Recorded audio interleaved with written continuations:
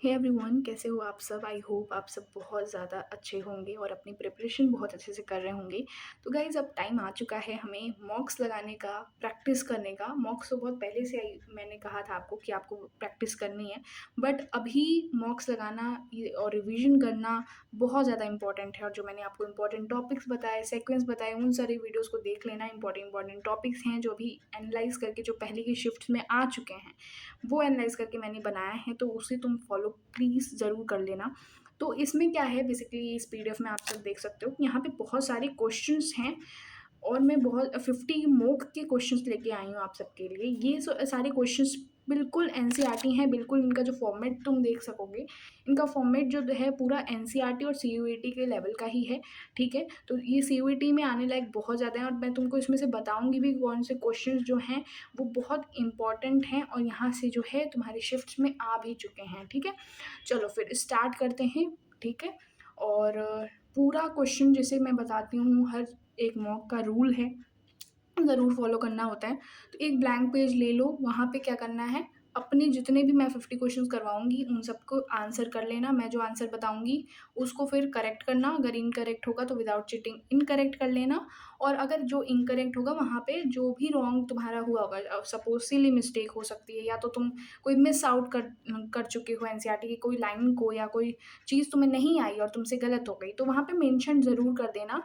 Last moment पे जब तुम पेपर देने जा रहे होगे उससे पहले वो सारे पेजेस को खोलना जहाँ ने तुमने अपने ब्लैंक पेज पे आंसर्स किए थे, और वहाँ से जितने सारे रॉन्ग क्वेश्चंस होंगे उन्हें वापस से रिपीट रिवीजन कर लेना, तुरंत रैपिड रिवीजन कर लेना, जिससे कि कोई भी मिस्टेक होने के चांसेस नहीं रहेंगे, ठीक है?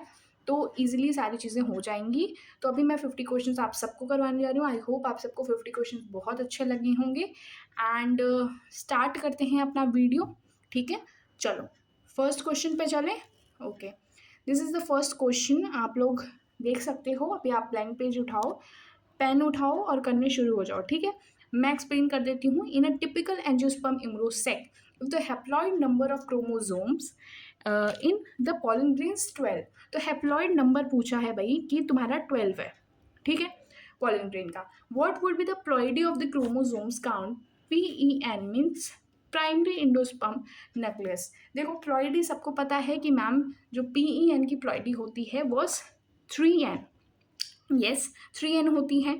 मैम यहाँ पे दिया है हैप्लॉइड नंबर का कंटेंट जो है वो है 12 है। तो हम क्या कर सकते हैं, हम 3 इंटू में 12 कर सकते हैं क्या? ये n क्या है, ये n क्या है बेटा जी? ये क्या है, हमारा हैप्लॉइड नंबर है क्रोमोसोम्स का। तो हम जब करेंगे 3 इंटू एन मीन्स 3 इंटू 12, तो what would be the answer is yes 36। तो आपका आंसर बी करेक्ट हो जाता है। मैं आपको यहाँ पे आंसर बी करेक्ट करके दे देती हूँ, ठीक है? आई होप आप सबके सारे क्वेश्चन सही हो रहे होंगे, ठीक है? पहला क्वेश्चन था ये, ईजी सा क्वेश्चन था, ज़्यादा कुछ प्रॉब्लमेटिक क्वेश्चन नहीं था। आई होप आप सबके ये आंसर सही हुए होंगे, ठीक है? चलो, और नहीं भी हुए हैं तो कोई बात नहीं, प्रैक्टिस कर लेना, ठीक है? चलो, ये क्वेश्चन देखो, ये क्वेश्चन जो मैं है तुम्हारा दिखा देती हूँ। ये क्वेश्चन भाई ये तुम्हारे अभी शिफ्ट्स में आया है, ये बहुत ज़्यादा इंपॉर्टेंट है, ठीक है? ये जो प्लाज्मोडियम वाला चीज़ है ना भाई, ये करके जाओ, तुम्हारा ये ज़रूर आने वाला है, किसी ना किसी शिफ्ट में तुम्हें देखने को मिलेगा। तो क्या है, हमें सीक्वेंस बताना है बेसिकली। सीक्वेंस के क्वेश्चन ऑफ कोर्स बहुत ज़्यादा पूछे जाते हैं, और जो उनमें से बहुत ज़्यादा हाईएस्ट टॉपिक है, मैंने सीक्वेंस वाले वीडियो में भी बताया था कि जो मलेरियल पैरासाइट जो प्लाज्मोडियम के टॉपिक है ना, मलेरिया कैसे एंट्री लेता है ये वो, तो ये यहाँ से तो क्वेश्चन ज़रूर आता है। तो क्या तुम्हारा आंसर होगा? आई होप तुमने कर लिया होगा, ठीक है? तो सबसे पहले क्या होता है, स्पोरोजोइड जो होता है वो हमारा इन्फेक्शियस स्टेज होता है, ठीक है? वो पहले एंट्री कहाँ लेता है मैम? लिवर सेल्स में लेता है, ठीक है? फिर कहाँ जाता है? आरबीसी में जाता है, और वहाँ गैमेटोसाइट की फॉर्मेशन होती है, रप्चर ऑफ आरबीसी होती है, एक टॉक्सिक रिलीज होता है जिसे हम हीमोजोइन कहते हैं, और वो सिम्टम्स देता है मलेरिया के, है ना? 3 दिन में 2 दिन में फीवर्स आते हैं बहुत ज़्यादा। तो फिर उसके बाद क्या, फिर अगर किसी मॉस्किटो ने बाइट करा, फिर वो स्पोरोजोइड जो जो गैमेटोसाइट्स हैं वो जाएंगे उसके हमारे मॉस्किटो के गट में, फिर वहाँ पे क्या होगी, फर्टिलाइजेशन होगी, डेवलपमेंट होगी एंड फर्दर वो फिर सलाइवरी ग्लैंड के मॉस्किटो के सलाइवरी ग्लैंड में स्टोर हो जाएगा, है ना, यही है इसका। तो सीक्वेंस देखो, शॉर्ट में अगर सीक्वेंस है तो किसी शिफ्ट में इस तरीके से सीक्वेंस दे सकता है, और हो सकता है कि किसी शिफ्ट में लॉन्ग करने के लिए पूरा का पूरा प्रोसेस जो मैंने अभी यहाँ पे रिपीट करा आपको वैसे दे दे, ठीक है। तो कैसे भी देगा, we have to solve it, easy है, ओके। चलो नेक्स्ट थर्ड क्वेश्चन पे चलते हैं। Which of the following is example of in situ. In situ conservation है बेटा, ठीक है। चलो, इन सीतु कंजर्वेशन का मेथड है use to protect biodiversity in the natural habitat. In situ और एक्स सीतु का क्या मतलब होता है? इन सीतु में हम कंजर्वेशन, वो कंजर्वेशन होती है जहाँ पे हम हैबिटेट, जब हमें एक टाइगर को बचाना है तो हम पूरी हैबिटेट को बचाएंगे, है ना। और अगर एक्स सीतु करना है तो हमें इंडेंजर्ड स्पेशीज जो बहुत ज़्यादा खतरे में है, बहुत इमरजेंसी इंपॉर्टेंस आ गई है, तो हम क्या करते हैं, उसे हम वहाँ से बाहर निकाल के वहाँ कंजर्व करते हैं, है ना। तो इन सीतु का कंजर्वेशन पूछा है, बताइए कौन सा है, तो क्या बताइए, बोटेनिकल गार्डन है, जूलॉजिकल पार्क है, सेक्रेड ग्रूव से, या क्रायो प्रिजर्वेशन है। मैम क्रायो प्रिजर्वेशन नहीं हो सकता क्योंकि ये एक्स सीतु है। मैम जूलॉजिकल पार्क हो सकता है, नहीं, जूलॉजिकल पार्क भी नहीं हो सकता, इसका आंसर है आपका सेक्रेड ग्रूव्स, ठीक है, ये करेक्ट आंसर आपका हो गया है। नेक्स्ट क्वेश्चन में चलते हैं। The lac operon model of gene regulation which protein is continuously synthesised by the I gene. I gene क्या होता है बेटा, आपको ये बताना है। इसमें बहुत ही ईजी सा क्वेश्चन है और ये बहुत रिपीटेटिव क्वेश्चन है, ये शिफ्ट में आ चुका है और नेक्स्ट शिफ्ट में भी बहुत सारे चांसेस हैं कि ये आएगा ही आएगा, ठीक है। तो आई जीन मतलब होता है ma'am repressor protein, yes, C is the correct answer. Repressor protein जो होता है इसका आंसर होता है ZYA होते हैं। फिर जेड से क्या होता है मैम, बीटा गैलोक्सीडेज होता है। वाई से मैम क्या होता है, परमिएज होता है, ठीक है, परमिएबिलिटी ऑफ द सेल करता है। फिर ZYA हमारा क्या करता है, ट्रांस एसिटाइलेज करता है, ठीक है। तो आपका करेक्ट आंसर जो हो गया वो क्या है, रिप्रेशर प्रोटीन। आई जीन जो है वो एक क्या है, रिप्रेशर प्रोटीन है, ठीक है, ओके। फिफ्थ क्वेश्चन पे आ जाते हैं हमारे। A person suffering from Turner syndrome, यहाँ से तो भाई भर भर के आया है क्वेश्चंस, ठीक है। मैंने आपको पहले भी बताया था, टर्नर सिंड्रोम आपके जेनेटिक डिसऑर्डर जितने भी हैं, मेंडेलियन डिसऑर्डर्स, मतलब जो आपके फिनाइलकीटोयूरिया हैं आपके, है ना, सीकल सेल एनीमिया है, थैलेसीमिया है, टर्नर सिंड्रोम, डाउन सिंड्रोम, क्लेनफिल्टर, यहाँ ये तो टॉपिक बिल्कुल छोड़ के जाने वाली चीज़ है ही नहीं बेटा, ये आपको ज़रूर करके जानी है, यहाँ से क्वेश्चंस बिल्कुल आपके बनेंगे। और जो हाईएस्ट वेटेज है वो मैं बता दूँ, वो जेनेटिक्स की हाईएस्ट वेटेज अभी तक देखने को मिली है, जेनेटिक्स, रिप्रोडक्शन, माइक्रोब्स या ह्यूमन हेल्थ एंड डिसीज, ठीक है, मेजॉरिटी वाइज। और किसी शिफ्ट में तो बायोटेक्नोलॉजी ही ज़्यादा पूछी जा रही है, ठीक है। तो इस तरीके से CUET का फॉर्मेट बेसिकली रहता है, किसी शिफ्ट में कोई और चैप्टर की हाईएस्ट वेटेज कर देंगे, किसी और चैप्टर में किसी और चीज़ की, ठीक है। तो इस तरीके से हमें करना है कि हम सारी चैप्टर्स की इंपॉर्टेंट चीज़ें एटलीस्ट लास्ट मोमेंट में करके ही जाएं, ठीक है। तो इसका आंसर क्या होगा, इसका आंसर मैम 44X0 होता है, ठीक है, एक एक्स की एब्सेंस होती है, ठीक है। चलो फीमेल में, ओके।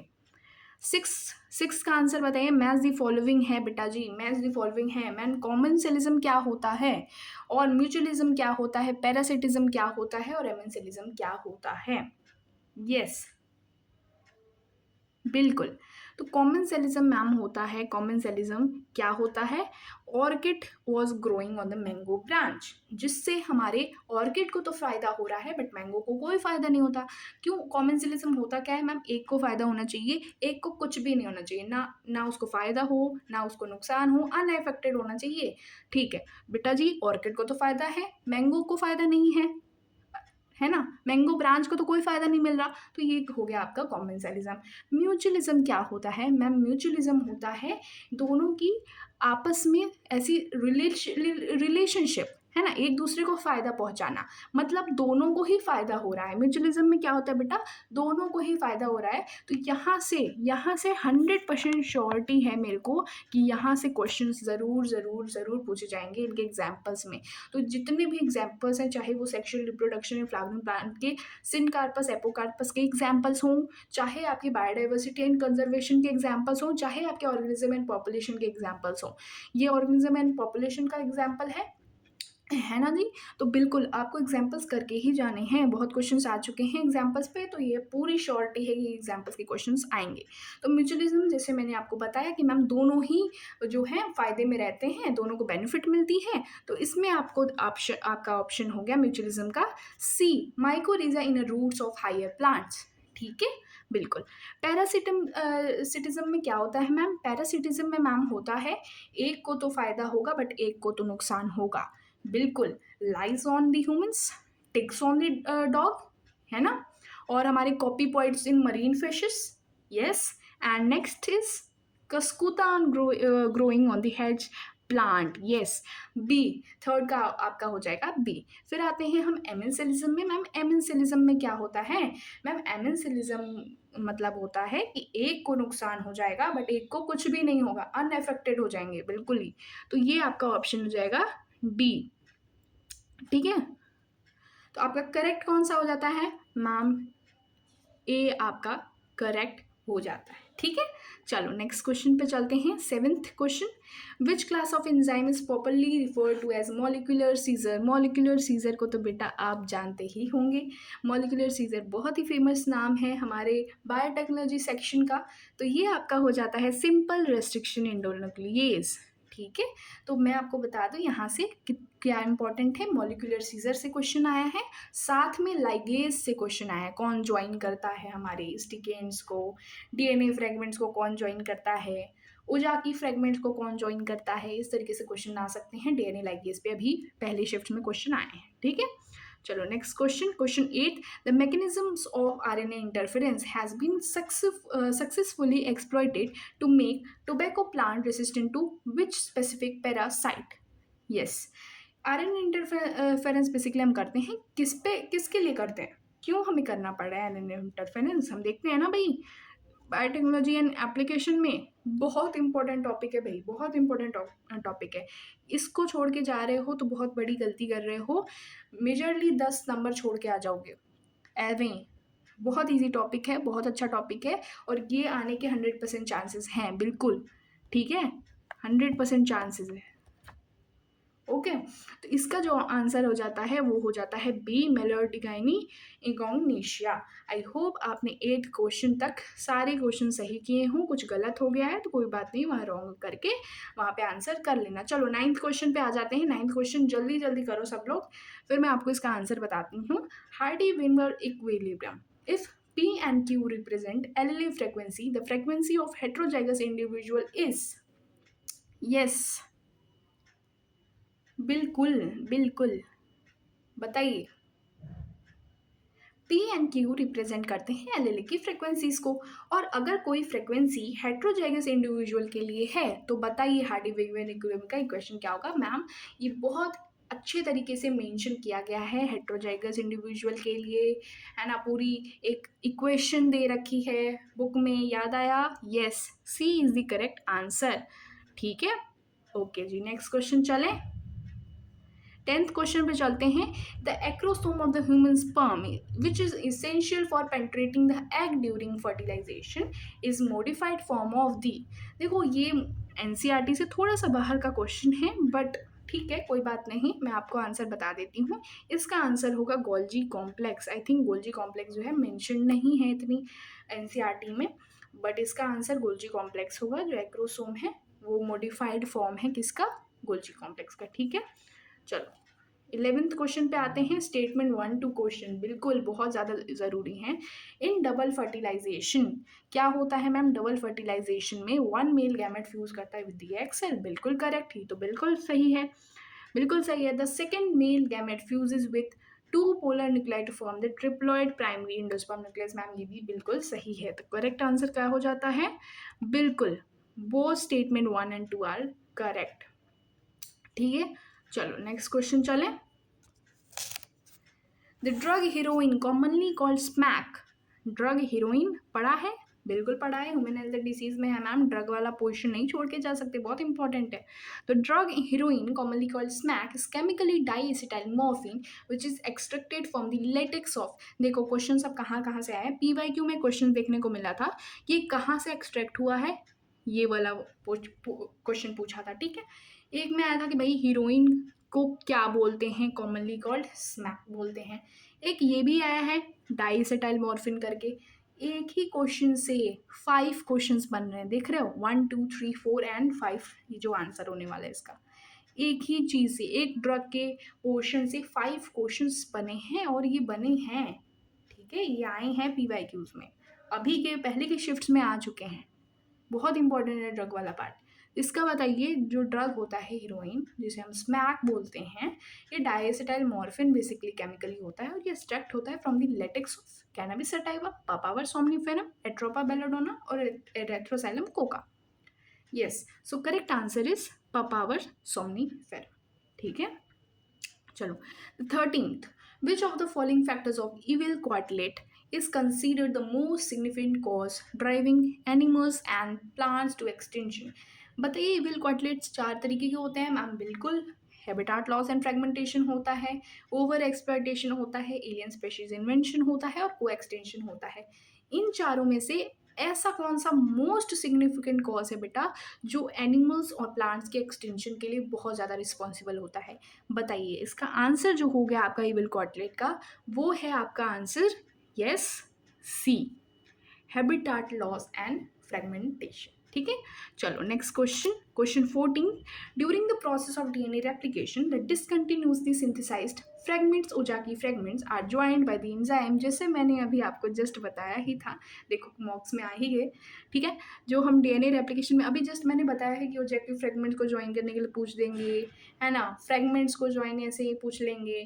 ठीक है, ठीक है, ये सारी चीज़ें पूछ लेंगे ज्वाइन करने के लिए। ज्वाइनिंग जहाँ आ जाए, जहाँ ज्वाइंट वर्ड आ जाए मैम, ज्वाइंट तो सिर्फ एक ही चीज़ से होती है और कट तो सिर्फ एक ही चीज़ से होती है मैम। ज्वाइंट किससे होती है? डीएनए लाइगेज से।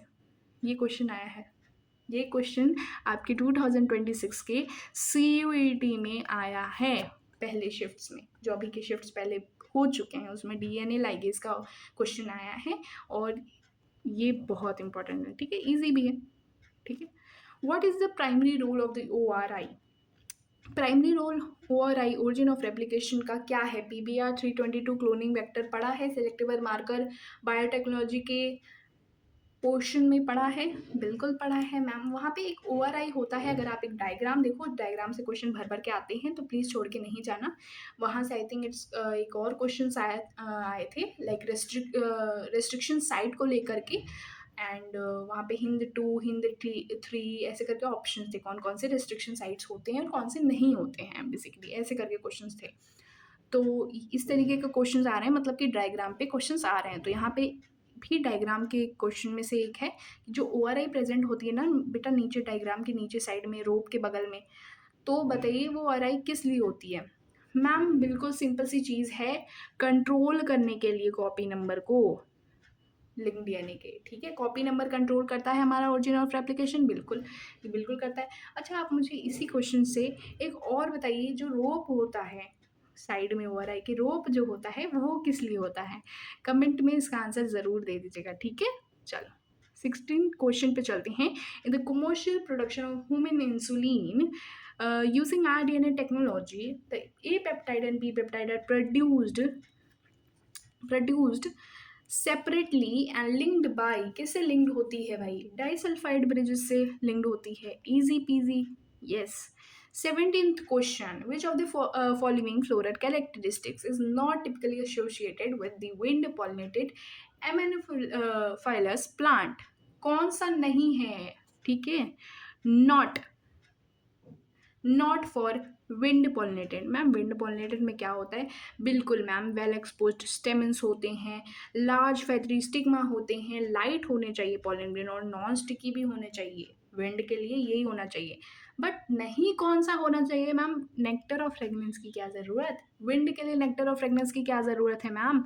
तो बिल्कुल आंसर आपका हो जाएगा C, production of nectar and fragrance. इसकी ज़रूरत नहीं है विंड में। ठीक है, चलो विंड पॉलिनेशन से क्वेश्चन आए हैं, वाटर पॉलिनेशन से क्वेश्चन आए हैं पिछले के शिफ्ट में, आपको ये भी मैं बता दी जा रही हूँ, ये बहुत ज़रूरी चीज़ है भाई, ध्यान रखना। ठीक है, ट्रांसजेनिक वेराइटी है आपकी golden rice, biotechnology and application से देख लो कितने सारे क्वेश्चन हैं इस मॉक में, बहुत ज़रूरी है भाई। was developed to solve the problem of deficiency of, ma'am golden rice बहुत ही न्यूट्रिटिव तरीके से बनाया गया है बायोटेक्नोलॉजी की मदद लेकर के। और इसमें जो है विटामिन ए भर भर के रहते हैं, डिफिशिएंसी नहीं होने देते विटामिन ए की। चलो 19th क्वेश्चन पे आ गए। आई होप आप सबके क्वेश्चन सही हो रहे होंगे। अच्छे क्वेश्चंस हैं, लेवल के क्वेश्चंस हैं। सीयूईटी का लेवल आपको समझ में आ रहा होगा, सीयूईटी के ही लेवल के मॉक्स हैं और सारे एनसीईआरटी बेस्ड ही हैं, कुछ भी एक्स्ट्रा कुछ ऐसा है नहीं, सिवाय एक क्वेश्चन के 10th क्वेश्चन जो गोल्जी कॉम्प्लेक्स था वो एनसीईआरटी में मेंशन नहीं था। बट सारे क्वेश्चंस आप देख सकते हो एनसीईआरटी के थ्रू हैं, बहुत अच्छे क्वेश्चंस हैं। और अगर इस क्वेश्चंस में आपके 250 आउट ऑफ सम अच्छे नंबर आ रहे हैं तो इट्स गुड, आपकी तैयारी अच्छी है। ठीक है, चलो फिर 19th question, the human female reproductive cycle, the temporary endocrine gland. बेटा इस तरीके से क्वेश्चन पूछ सकते हैं। मैं इससे ही एक और क्वेश्चन, सिमिलर क्वेश्चन बता रही हूँ आपको। पूछा जा सकता है कि जो टेम्पररी इंडोक्राइन ग्लैंड है वो कौन सा होता है। एक gland formed by the ruptured Graafian follicle. देखो रप्चर्ड ग्राफियन फॉलिकल से तो मैम एक चीज़ बनती है, वो है कॉर्पस लूटियम। ठीक है, कॉर्पस लूटियम क्या सिक्रीट करता है मैम, क्या रिलीज करता है मैम, प्रोगेस्टेरॉन रिलीज करता है, जो मेंटेन करता है हमारे एंडोमेट्रियम को, बहुत ज़रूरी बात। तो ये जो हमारा कॉर्पस लूटियम है, क्या हर टाइम ही ऐसा प्रोगेस्टेरॉन रिलीज करता होगा पूरे टाइम? मैम टेम्पररी टाइम के लिए है ये। तो इंडोक्राइन ग्लैंड है कि नहीं है, टेम्पररी इंडोक्राइन ग्लैंड है, कौन है, कॉर्पस लूटियम है। क्योंकि यहाँ पे एक चीज़ और मेंशन थी रप्चर्ड ग्राफियन फॉलिकल से, तो बिल्कुल कॉर्पस लूटियम ही आपका आंसर होता है।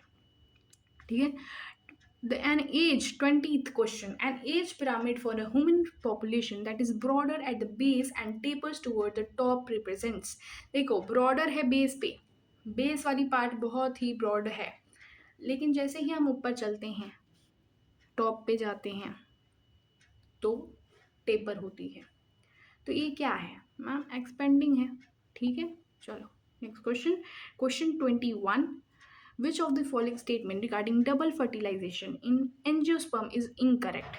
इनकरेक्ट हमें पता लगाना है। It involves both syngamy and triple fusion, बिल्कुल ये करेक्ट है। It results in the formation of diploid zygote and triploid PEN, बिल्कुल ये करेक्ट है। It is characteristics unique to gymnosperm and angiosperm, no.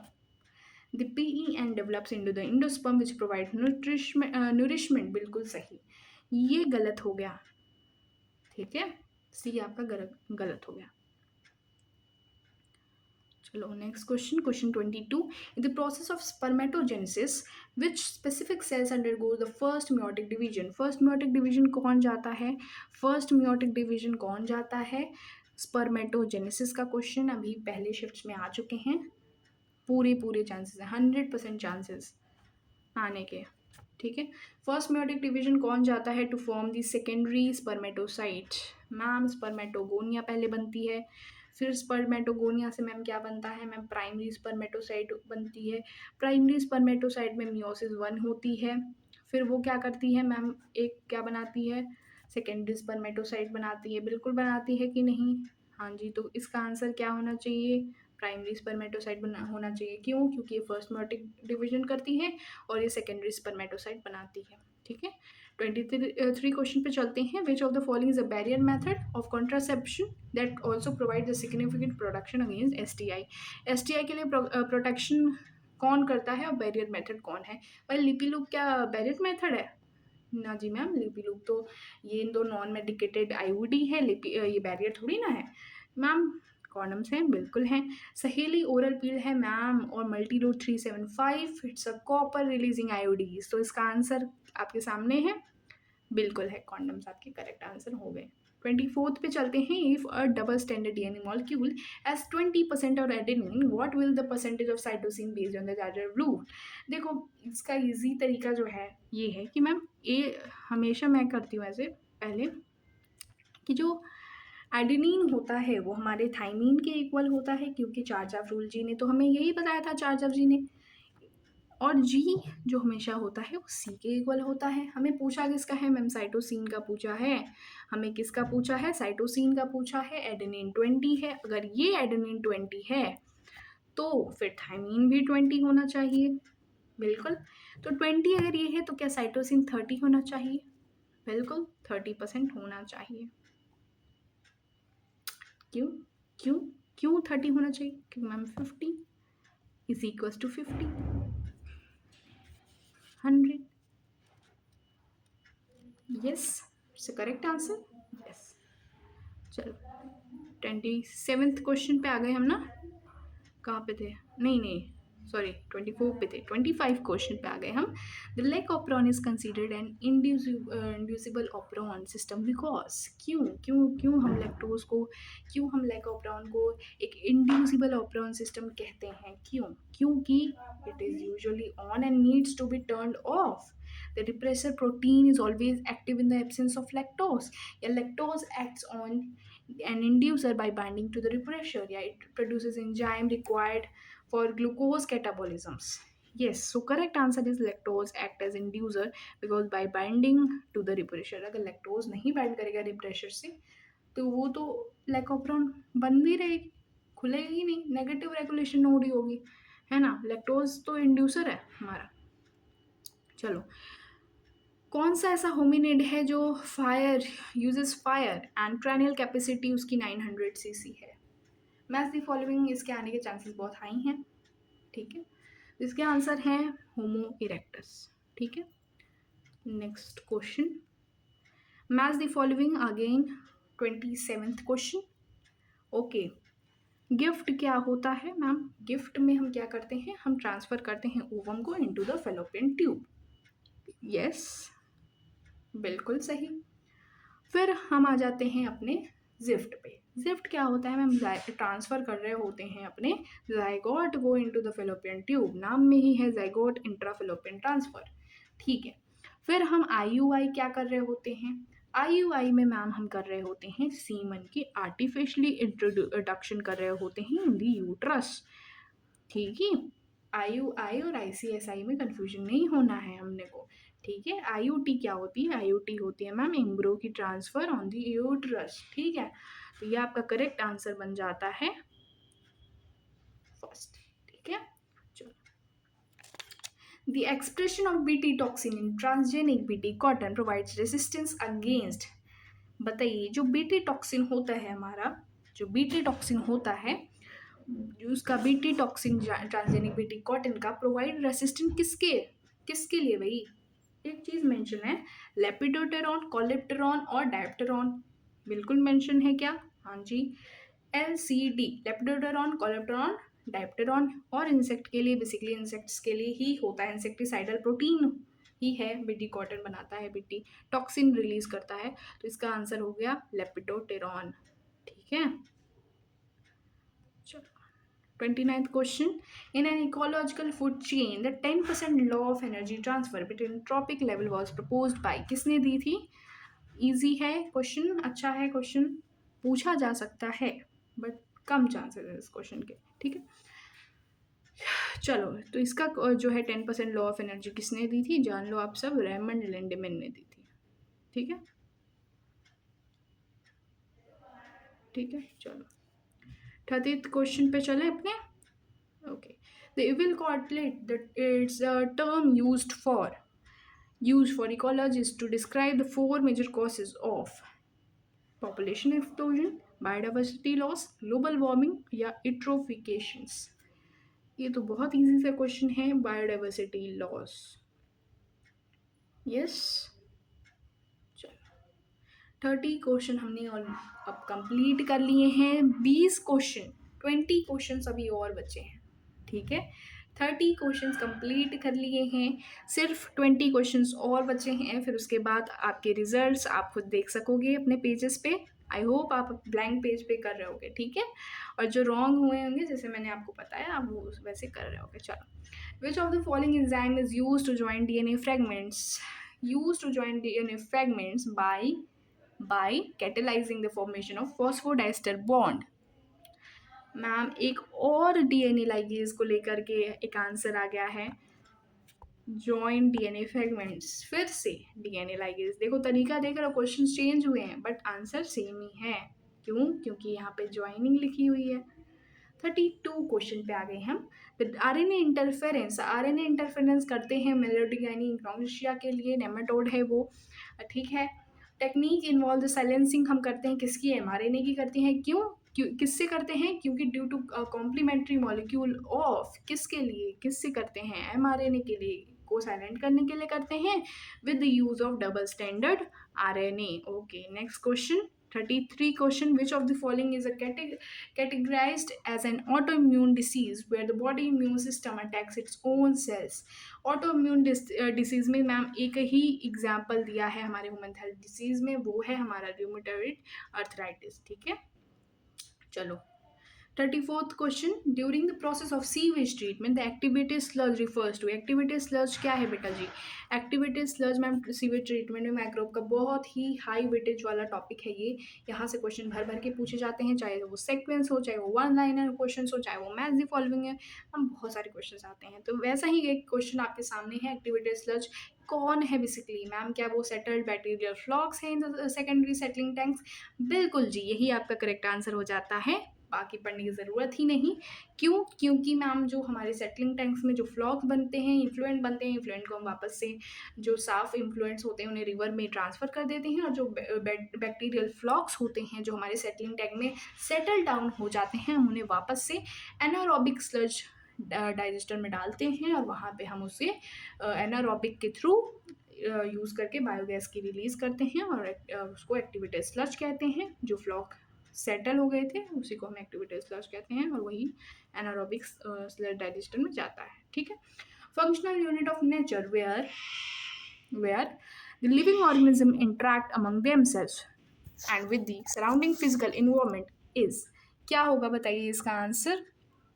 बिल्कुल, ये आपका एक डिफिनीशन है जो चैप्टर के स्टार्टिंग में ही पूछा जाता है। एक फंक्शनल यूनिट ऑफ नेचर क्या है मैम? इकोसिस्टम है, कहीं जाने की ज़रूरत नहीं है, फंक्शनल यूनिट ऑफ नेचर दे दिया तो मैम बिल्कुल ये आपका आंसर जो हो जाता है वही। ठीक है, ecosystem. Which of the following triplet codon act as stop codon? Stop codon कौन है? स्टॉप कोडोन कौन है मैम? स्टॉप कोडोन हमारा कौन है? ये। ठीक है, चलो 37th क्वेश्चन पे आ गए हम जल्दी से। इन मेंडल डाइहाइब्रिड क्रॉस, ठीक है, in a Mendel dihybrid cross, the phenotypic ratio observed in the F2 generation is। phenotypic ratio dihybrid cross में हमें क्या देखने को मिलता है? जल्दी बताइए। बिल्कुल मैम, हमें 9331 देखने को मिलता है। चलिए 38 question, the process of by which the genetic information in a strand of DNA is copied into the new molecule of messenger RNA। Ma'am एक स्ट्रैंड है DNA का जो कि कॉपी हो रहा है उसमें मैसेंजर RNA में। मैम ये बिल्कुल ईजी सा प्रोसेस है जिसे हम कहते हैं ट्रांसक्रिप्शन। ये प्रोकैरियोट और यूकैरियोट में अलग अलग तरीके से होता है। ठीक है, चलिए 39 सहेली। सहेली is a oral contraceptive non steroidal है, वंस इन अ वीक पील है, फॉर फीमेल्स के लिए है। और ये किसने बनाया था, डेवलप किसने किया था? Easy PG question, is very important. Again CDRI Lucknow ने किया था। ठीक है, 40th question, which type of population interaction is observed between fig trees and their pollinated species of wasp? Fig and wasp कहाँ पढ़ते हैं मैम? फिग और wasp बहुत ही एक दूसरे से जुड़े हुए हैं, एक दूसरे को फायदा दे रहे हैं। ठीक है, तो दोनों को ही फायदा हो रहा है, तो ये क्या है? म्यूचुअलिज्म है।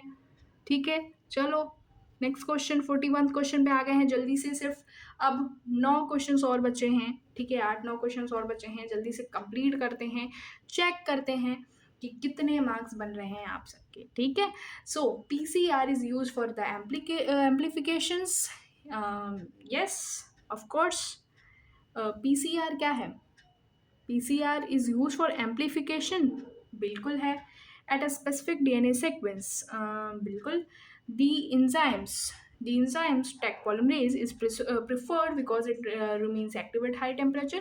हाँ जी मैम, जो हमारा Taq polymerase है ना, ये Taq polymerase हमारी बिल्कुल थर्मोस एक्वाटिकस से निकला है, एक्सट्रैक्ट किया गया है, और ये बहुत हाई टेम्परेचर में भी रिमेन एक्टिव रह सकता है। और ड्यूरिंग द डीनेचुरेशन स्टेप, क्योंकि डीनेचुरेशन में बहुत ज़्यादा हाई टेम्परेचर की ज़रूरत होती है, इसलिए Taq polymerase को चुना गया है जिससे कि वो जल्दी से डिग्रेड ना हो जाए और एक्टिव रहे।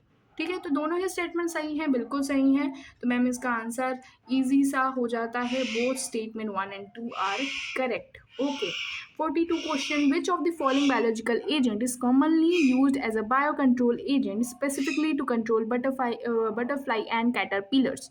सो बटरफ्लाई एंड कैटरपिलर्स के लिए कौन सा बायो कंट्रोल एजेंट है जो यूज़ होता है? मैम बिल्कुल इजी सा क्वेश्चन है, हम बैसिलस thuringiensis का यूज़ करते हैं to control the butterfly and caterpillars. Okay, next question 43, the first clinical gene therapy एक बच्ची को दिया गया था, 4 years ओल्ड गर्ल को दिया गया था 1990। कौन सी कंडीशन थी बेटा? एडिनोसिन डीएमनेज एडीए की डिफिशियंसी थी। क्यों? क्योंकि उसका जो इम्यून सिस्टम होता है ना, वो बहुत ही अफेक्ट हो जाता है इससे, ठीक है, इस एंजाइम से।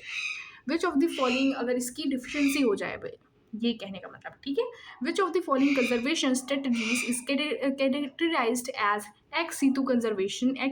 अभी इन सीटू का हमने पहले क्वेश्चन में करा, अभी बताओ एक्स सीटू कंजर्वेशन में कौन है? इसमें नेशनल पार्क है क्या, वाइल्ड लाइफ सेंचुरी है क्या, क्रायो प्रिजर्वेशन ऑफ गैमेट्स है क्या, या बायोस्फीयर रिजर्व्स है क्या? नेशनल पार्क बेटा कितने होते हैं? मैम 90 नेशनल पार्क्स होते हैं, ठीक है, बिल्कुल अच्छी बात है।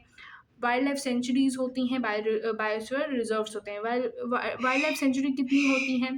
बायोस्फीयर रिजर्व मैं आपको बता देती हूँ, 448 होते हैं। ये वाला आपको कमेंट करना है, ठीक है। तो आंसर आपका क्या हो जाता है एक्सी2 का? क्रायो प्रिजर्वेशन ऑफ गैमेट का, ठीक है। Identify the correct chronological sequence of the various phases of the human menstrual cycle। हमें menstrual cycle का sequence बताना है। एक अगेन sequence का क्वेश्चन है, पहले आता है मैम menstrual, फिर आता है follicular, फिर ovulatory, फिर luteal phase आखिरी में आ जाता है। luteal phase को मैम एक और चीज़ कहते हैं secretory, और follicle को हम proliferative phases भी कहते हैं। 46 question, in the context of DNA fingerprinting, VNTR term जो है वो कैसे बोलते हैं उसको? फुल फॉर्म क्या है वीएनटीआर की? बेसिकली यार देखो, फुल फॉर्म के क्वेश्चन तो पूछे जा रहे हैं, एमटीपी के फुल फॉर्म के क्वेश्चन पूछे गए हैं, जीएमओ के क्वेश्चन पूछे गए हैं, ठीक है, और वीएनटीआर के भी चांसेस हैं कि पूछे जा सकते हैं, ये पीवाईक्यू का क्वेश्चन है, ठीक है। तो ये है मैम बिल्कुल वेरियल नंबर ऑफ टैंडम रिपीट्स, ठीक है, तो आपका ए जो है आपका करेक्ट हो जाता है, ठीक है। नेक्स्ट क्वेश्चन चलें, चलो 47th क्वेश्चन पे आ गए हम। The concept of struggle of existence, struggle of existence है सर्वाइवल ऑफ द फिटेस्ट हम करेंगे, रिप्रोडक्टिव जो करेगा, बहुत ज़्यादा प्रोजनी रिलीज करेगा, उसे हम बिल्कुल सर्वाइव करवाएंगे अपने इन्वायरमेंट में। तो ये इवोल्यूशनरी थ्योरी किसने दी थी भाई? एक ही बंदा था हमारे इवोल्यूशन चैप्टर में जो इतने तगड़े तगड़े काम करता था, ठीक है, पता नहीं क्यों। इसका आंसर है चार्ल्स डार्विन, ठीक है। चलो नेक्स्ट क्वेश्चन, 48th क्वेश्चन, ये देखो पीवाईक्यू है भाई, 2026 CUET पीवाईक्यू है भाई, ठीक है, ये पूछा गया है अभी पहले शिफ्ट्स में, ठीक है, शिफ्ट्स में पूछा गया है, तो ये कर लेना भाई। प्राइमरी प्रोडक्टिविटी पूछा गया है, इसका क्या है, इकोसिस्टम का कैसे एक्सप्रेस करते हैं मैम बिल्कुल इसको हम इस तरीके से भी करते हैं, इस तरीके से ए की तरीके से भी करते हैं, और इस तरीके से भी करते हैं, वेट और उसके लिए। तो आंसर है आपका बोथ ए एंड बी, ठीक है। 49th question, which of the following is not a localised inflammatory response produced by the body innate immune system? Yes, tell me, कौन सा नहीं है? आपके ऑप्शंस हैं रेडनेस, स्वेलिंग, पेन, और antibody production of by T cells. भाई हम antibody की प्रोडक्शन इनेट में कभी करवाते हैं क्या? कभी सुने हो क्या? नहीं ना। हम स्किन की सुने हैं मैम, हमने म्यूकस सुना है, हमने सेलुलर बैरियर्स की चीज़ें सुनी है, मैंने मोनोसाइट सुना है, मैंने फाइटो फेगस सुने हैं, सारी चीज़ें सुनी हैं, लेकिन एंटीबॉडी तो इसमें नहीं आती। एंटीबॉडी तो मैम एक्वायर्ड इम्यूनिटी में पड़ी थी, इनेट इम्यूनिटी में थोड़ी ना पड़ी थी। तो आपका आंसर हो जाता है 49 का डी। फिर आते हैं हम 50 क्वेश्चन, लास्ट क्वेश्चन, ठीक है, अच्छा क्वेश्चन है, पूछे गए क्वेश्चन हैं, पीवाईक्यू का क्वेश्चन है, बहुत इंपॉर्टेंट क्वेश्चन है, ध्यान से समझकर करेंगे, ठीक है। तो डायग्नोस्टिक टेक्निक है हमारी एमनियोसेंटेसिस, जो legally restricted because it is often misused. हमने एमनियोसेंटेसिस को बैन कर दिया। क्यों बैन कर दिया भई? क्योंकि ये मिसयूज़ होता है। क्यों मिसयूज़ होता था? क्या डिटेक्टिंग क्रोमोसोमल के एब्नॉर्मैलिटीज़ में मिसयूज़ होता था, या डिटेक्टिंग मेटाबॉलिक डिसऑर्डर, या प्रेनेंटल सेक्स डिटर्मिनेशन, या एज्यूमिंग फीटल लंग मैच्योरिटी? इसका आंसर है सी, प्रेनेटल सेक्स डिटर्मिनेशन। सेक्स डिटर्मिनेशन करते थे, फीमेल फर्टिस को मार देते थे, है ना? तो ये आपका करेक्ट आंसर हो जाता है। 50 क्वेश्चन कंप्लीट हो गए हैं हमारे, ठीक है? तो इस तरीके से आपके जो क्वेश्चंस हैं ईजी तरीके से वो हमने कंप्लीट कर लिए हैं, ठीक है? तो आई होप आप सबको बहुत मज़ा आया होगा मेरे साथ क्वेश्चन प्रैक्टिस करने का, इस मॉक को कंप्लीट करने का। आपने 50 क्वेश्चन कंप्लीट कर लिए होंगे, जितने करेक्ट हुए होंगे करेक्ट कर लिए होंगे, और जितने रॉन्ग हुए होंगे, जितने छोड़े होंगे उसको मार्किंग स्कीम तो जानते ही हो, +5 करेक्ट मार्क्स पे मिलती है और -1 इनकरेक्ट पे डिडक्ट कर दी जाती हैं। तो ईजिली मैथमेटिक का यूज़ कीजिए और ऐड ऑन करके बताइए कमेंट सेक्शन में कि आपके कितने मार्क्स टोटल बने हैं, ठीक है? आई होप आपके एग्ज़ाम्स बहुत अच्छा जाएँ, आप बहुत अच्छे तरीके से करो। और ये जो क्वेश्चंस हैं देखो यार, पूरे एनसीईआरटी और पूरे जो सीयूईटी का क्रिस्प है ना, सीयूईटी में जैसे पूछे जा रहे हैं, कितने सारे मैंने तुम्हें बताया कि ये तो क्वेश्चंस आ रहे हैं, ये पीवाईक्यूज़ में पूछे गए हैं, ये ऐसे पूछे गए हैं, वैसे पूछे, तो ये सारे क्वेश्चंस यार बिल्कुल सीयूईटी के ही हैं, समझ लो ऐसे। ठीक है, एनटीए के फॉर्मेट बेस्ड ही हैं, बहुत इंपॉर्टेंट क्वेश्चंस हैं जो मैं तुम्हारे लिए लेके आई हूँ। तो प्लीज़ इसको कंप्लीट करो।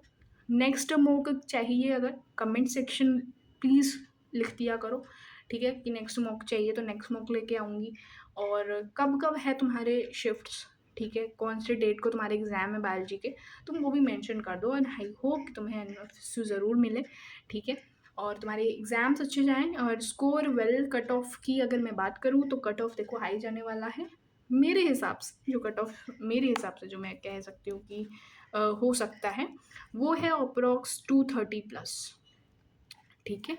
230+ आपने स्कोर करने ही करने हैं, ठीक है?